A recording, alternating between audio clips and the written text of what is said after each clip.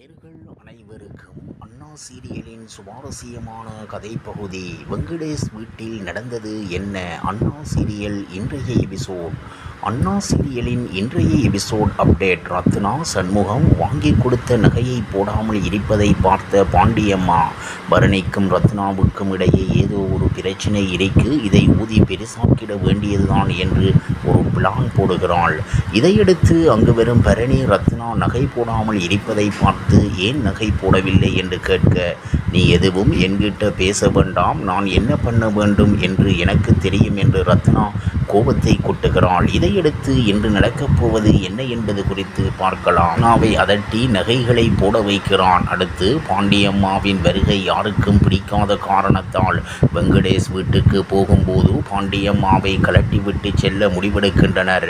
ஆனால் யாரும் எதிர்பாராத விதமாக எல்லாருக்கும் முன்பாக பாண்டியம்மா காரில் ஏறி உட்கார்ந்து விடுகிறாள்.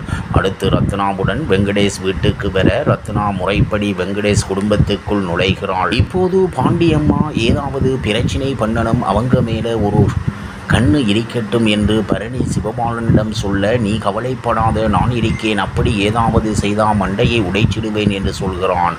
அப்போது ரத்னா வீட்டில் விளக்கு ஏற்ற அந்த நேரம் பார்த்து பேனை போட்டுவிட்டால் விளக்கு அணைந்துவிடும் என்று பிளான் போட்ட பாண்டியம்மா பேன் போட போக அதனை கவனித்துவிட்ட சிவபாலன், நீ என்ன திட்டம் போட்டாலும் அதாவது நடக்காது. பிறகு எல்லாரும் இருக்கும் சபையில் வைத்து பாண்டியம்மா ரத்னாவுக்காக சண்முகம் கடையை அடகு வைத்து நகையை போட்டு அனுப்பியிருக்கான்.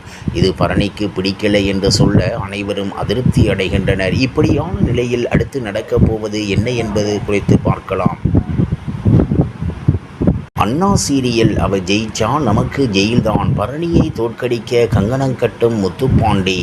அண்ணா சீரியலின் நேற்றைய எபிசோடில் பரணி ஓட்டு சேகரிக்க தொடங்கிய நிலையில் இன்று நடக்கப் போவது என்ன என்பது குறித்து பார்க்கலாம். அதாவது சூடாமணி தான் ஒரு உத்தமி தான் என்பதை ஒரு பாட்டாகவே படிக்க அதை கேட்டு எல்லோரும் எமோஷனல் ஆகின்றனர்.